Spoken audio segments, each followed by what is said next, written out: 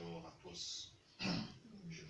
Nous bénissons le Seigneur pour sa grâce, sa grande bonté qu'il nous accorde, le privilège d'être en sa présence.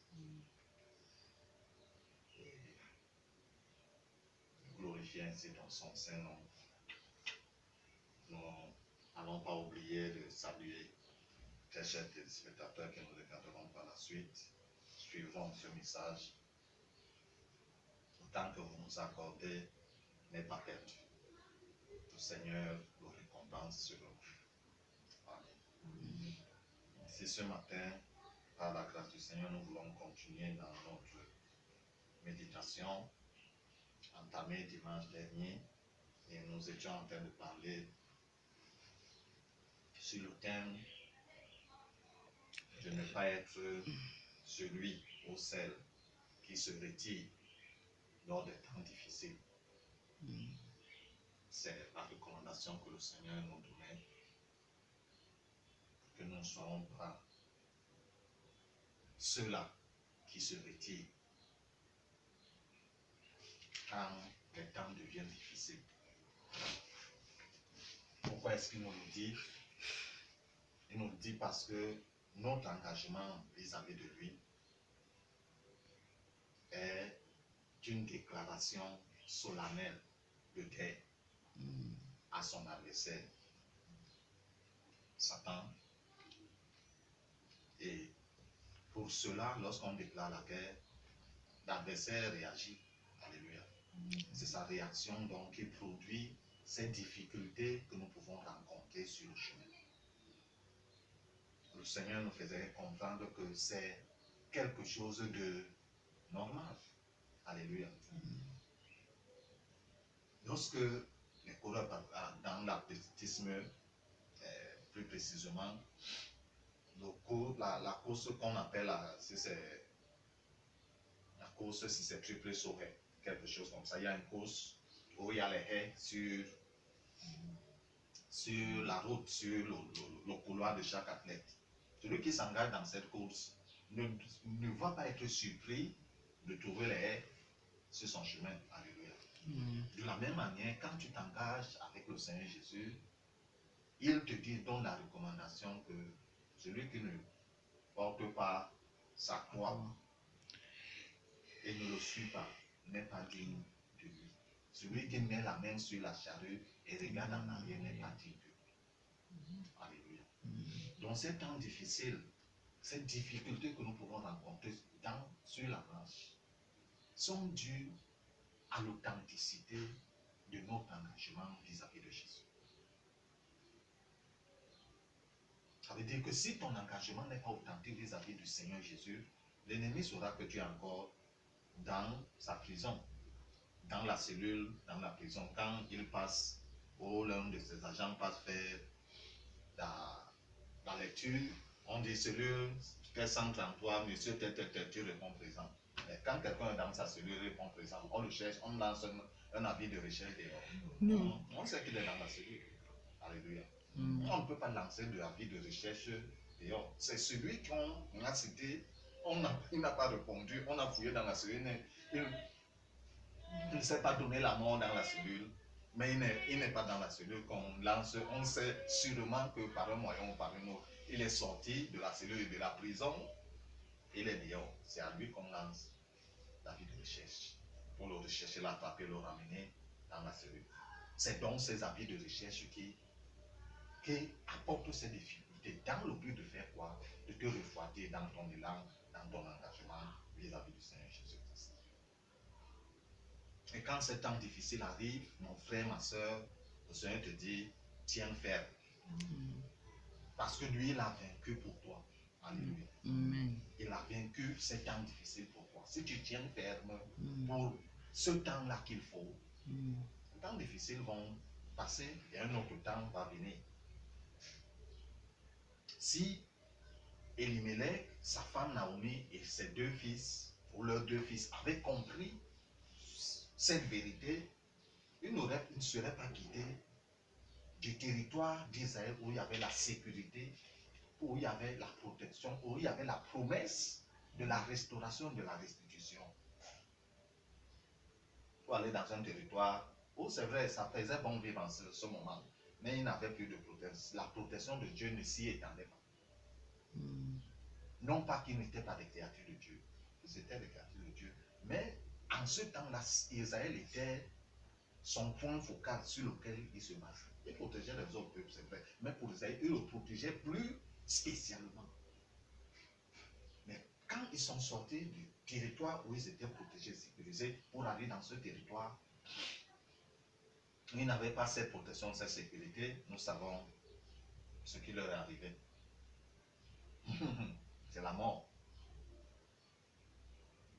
De la même manière, quand ça t'arrive à toi en tant qu'enfant de Dieu, ces moments difficiles, c'est pour te pousser à sortir de la protection du Dieu vivant à cause de ton engagement. Et si tu sors en disant, ah, depuis qu'on m'avait dit que je viens à Jésus, j'aurai le mariage, j'aurai le travail, j'aurai les enfants, j'aurai l'argent, autour, ah, à partir d'aujourd'hui, je ne prie plus, je ne lis plus la Bible, je ne fais plus. Tu es en train de sortir lentement, mais sûrement de cette protection. Et ce qui risque d'arriver, c'est la mort. La mort, parce que l'ennemi sait que tu connais le chemin par lequel il faut passer pour rentrer dans cette protection. Et qu'est-ce qu'il faut faire? Il faut t'éliminer très rapidement. Et si tu meurs dans cette condition-là, il est gagnant. Parce que tu iras en enfer. Amen. Dieu donc nous invite, nous fait comprendre que nous devons être ceux de ceux-là qui se retirent lorsque le moment devient difficile. Et quand nous disons dans l'Épître aux Hébreux, chapitre 10,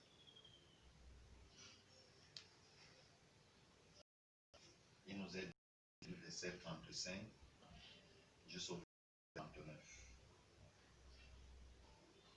Hébreux chapitre 10, verset 35 à 39.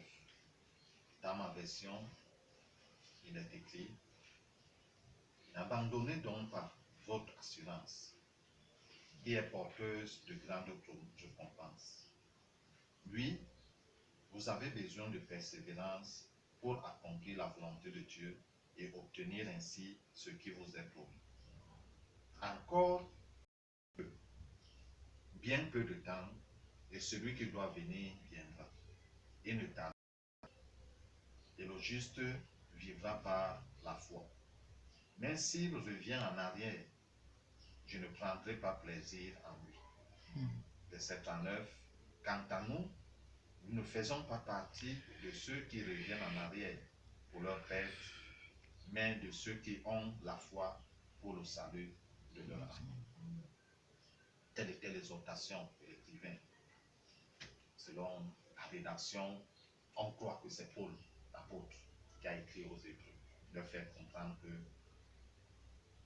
qu'ils doivent davantage s'accrocher à leur confession, à leur profession, l'assurance qui est en Jésus. Même si c'est le moment difficile, ça semble, l'horizon semble obscur, tu vois l'obscurité devant toi, tu te poses la question, pour combien de temps encore? Le Seigneur, lui, te dit que j'ai traversé cette obscurité, je ne suis pas dans cette, je l'ai traversé pour toi. Si tu te persévères, on nous dit persévère, ils doivent persévérer, nous devons persévérer. On ne persévère pas quand tout va bien. Quand tout va bien, on se réjouit. On est à l'aise. On parle de persévérance parce qu'il y a difficulté en route. Alléluia. Il y a difficulté en route, c'est pourquoi on parle de persévérance. Ça veut dire qu'il y a un effort supplémentaire à faire. Ce n'est pas juste un effort, il y a un effort supplémentaire à faire. Et faire cet effort supplémentaire, tu es donc en train de persévérer. Et cette situation qui est devant toi va passer. Elle ne va pas t'emporter. Tu vas continuer dans le chemin, cette difficile situation va passer. Et réalise que le Seigneur ne permet que ce que tu peux supporter. Amen. Si tu n'es pas capable de supporter, il n'amènera pas une situation difficile, on ne la laissera pas arriver sur ton chemin. Si donc elle arrive sur ton chemin, c'est parce qu'il sait que tu as les armes nécessaires pour traverser cette situation difficile. Et sinon tu te fortifies en lui, alors tu vas traverser cette situation difficile. Peut-être c'est pour une semaine, 2 semaines, ou 1 mois, ou 2 mois, ou 3 mois, ou 6 mois, même si c'est pour 1 an. Lui, il sait que tu as la capacité.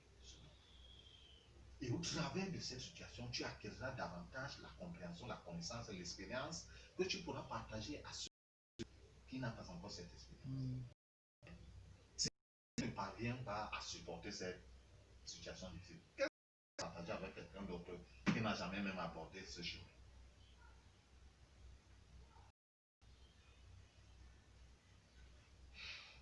Elimelech et Naomi sont partis à Moab. C'est vrai qu'ils ont pu partager l'expérience qu'ils ont eue sur le territoire d'Israël. Parce que même les peuples tout autour connaissaient que le Dieu, ils ne parlaient pas des dieux, ils parlaient du Dieu d'Israël. C'est-à-dire qu'ils connaissaient que c'est le Dieu unique, il est puissant de nos dieux. Mais quand ils sont venus dans le territoire là, heureusement pour Ruth, elle a été éveillée d'esprit pour pouvoir se saisir de ce petit peu qui restait. Et tu viens dans un territoire bien portant et tout. Tu es enfant de l'Alliance et tu tombes malade, tu commences à mourir de la maladie. Quel témoignage ça porte? Ça ne porte pas de témoignage. Mais Ruth a été éveillée que ces gens-ci, même si la mort les a frappés, je dois m'accrocher à leur Dieu. Amen. Et elle s'est accrochée à leur Dieu. Et elle a dit à Naomi que oh, ne me chasse pas loin de toi. Là, moi j'irai. Tu habiteras, j'habiterai. Tu mourras, je mourrai. J'y serai enterré. Et ton Dieu sera mon Dieu. Je jette mes ancêtres, le Dieu de mes ancêtres pour choisir ton Dieu. Et quand tu fais cet engagement, jetant les dieux de tes ancêtres derrière, pour choisir le Dieu vivant, créateur du ciel, de la terre et tout ce qu'il a fait, mon frère, tu as déclaré la guerre au royaume des ténèbres. Le gouverneur, le royaume qui gouverne tes ancêtres, dont tu dis les dieux de mes ancêtres. Oh, mes ancêtres ont fait ceci. Il y a un royaume qui les gouverne. Donc, ils sont les sujets de ce royaume. Et toi, tu es le sujet, le descendant du sujet. Donc, si eux, ils étaient esclaves, descendants de l'esclave, ça veut dire que cette famille sera dans l'esclavage. Elle ne s'ouvre pas à Jésus. L'esclavage se l'esclavage jusqu'à ce que Dieu termine, clôture son programme. Alléluia. Il nous a dit ici que nous avons besoin de persévérance pour obtenir ce qui nous a été promis.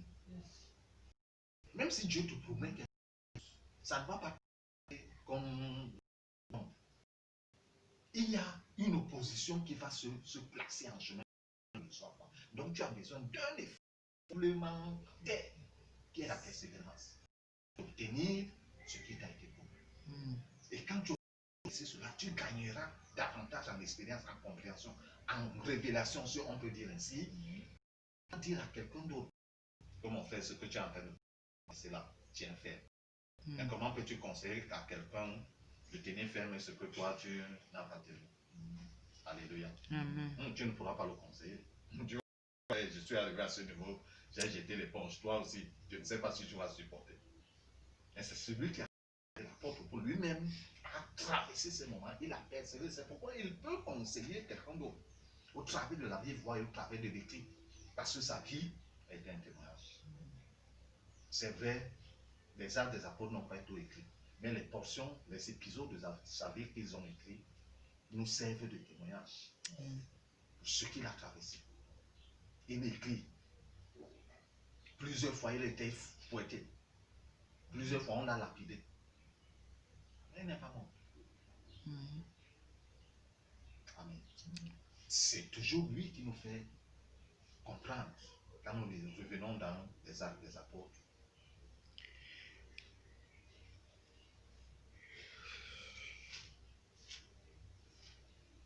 Chapitre 14,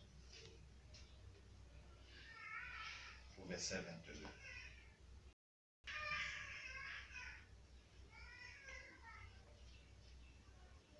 Dans ma version, il est écrit: il fortifiait les disciples, les encourageant à persévérer. Et il disait: c'est à travers beaucoup de difficultés qu'il nous faut entrer dans le royaume de Dieu. D'autres versions disent: c'est avec beaucoup de tribulations qu'il nous faut rentrer dans le royaume de Dieu. Le message qui dit que non, dès que tu crois au Seigneur Jésus, tout baigne, tout est dans les roulettes et tout. Ce n'est pas le message de l'évangile. Ce n'est pas l'évangile de Jésus-Christ. Parce que lui-même a dit quoi? Si les choses se passent sur l'arbre vert, Quand sera-t-il sur l'arbre sec? Si l'arbre vert, on coupe ça là, on jette au feu l'arbre vert et encore la serre brûle. L'arbre sec, le bois sec là va faire comment? Avant même qu'on le pose sur le feu, il aura brûlé. Il est fils, Dieu, il a subi ces choses. La Bible dit qu'il a appris l'obéissance parce qu'il a sauvé. Toi, fils de l'homme mortel, Dieu, quand tu penses, tout baigne, tout devient. Et quand la personne vient 1 mois, 2 mois, 6 mois, la personne ne voit pas ça. Jésus, ce n'est pas pour la bénédiction qui nous. Alléluia. C'est pour le salut de nos âmes. L'éternité avec lui. Donc, même si nous ne sommes pas bénis ici et que nous parvenons à entrer dans l'éternité avec lui, c'est une très grande chose. Par contre, si nous avons des bénédictions et nous ratons l'éternité avec lui, il dit que à quoi cela aurait-il servi? C'est pourquoi quand nous revenons au verset 39 d'Hébreux 10, il nous dit que nous ne sommes pas de ceux qui font quoi? Qui se retirent leur tête. Il n'a pas dit qu'ils se retirent pour revenir. Parce que tu te retires, il y a un grand pourcentage de chances que tu te perds, tu sortes de la foi et tu rates l'éternité avec le Seigneur Jésus-Christ. Mais nous sommes de ceux qui persévèrent. Nous gardons la foi pour le salut de nos âmes. C'est à quoi nous avons été appelés. Il nous fait comprendre que pour rentrer dans le royaume de Dieu, c'est avec beaucoup de tribulations que nous devons y entrer.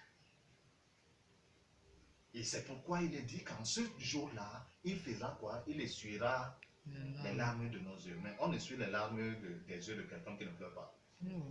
Mais parce que quand tu traverses ces difficultés, ton âme pleure, ta chair pleure, ton esprit est vraiment dans l'angoisse. Mais il faut passer là. Le Seigneur Jésus, ce n'était pas facile pour lui d'affronter la mort. Le couloir là, il est entré lui seul. Même quand il a appelé les disciples, venez faire 1 heure de prière avec moi. Je ne sais pas s'ils avaient fait même 5 minutes. Il revient, il les trouve encore. Il les réveille encore. Mais vous n'avez pas pu prier. Ils font également, ils se réveillent pour essayer de prier. Il revient les trouve encore. Ce couloir-là, il fallait le traverser. Lui seul. Comme les anges sont venus, un ange est venu le fortifier, mais il faut le seul. De la même manière, quand c'est ta part, ton couloir là, tu vas le traverser toi. Même si tu es marié, même si tu es jumeau, c'est toi seul qui traverse ce couloir. Et il faudrait être fortifié. Et quand tu auras traversé ce couloir, tu comprendras le pourquoi le Seigneur a permis que tu passes par ce couloir. Et tu auras un témoignage vivant. Quand tu parles, l'on écoute, l'on entend, comprend que cette personne, c'est pas l'expérience qu'elle a. Ce n'est pas les choses qu'on a dans les livres. Alléluia. L'apôtre Paul, il avait les livres. Il avait bien beaucoup étudié. Mais ce qu'il a écrit ici, ce n'était pas l'expérience de lecture. C'était l'expérience d'une vie. Alléluia. L'expérience d'une vie. Le ministère, c'est l'expérience d'une vie. Ce n'est pas des livres. Alléluia. Et le Seigneur te dit, il me dit, ne sois pas parmi ceux qui se retirent. Il risque leur perte. Sois ceux parmi ceux qui font quoi? Qui persévèrent dans la foi pour le salut de leur âme. Même si tu n'as aucune bénédiction sur cette terre, mais que tu parviens à entrer dans l'éternité avec Dieu, ce sera la plus grande bénédiction. Que le Seigneur bénisse sa sainte parole.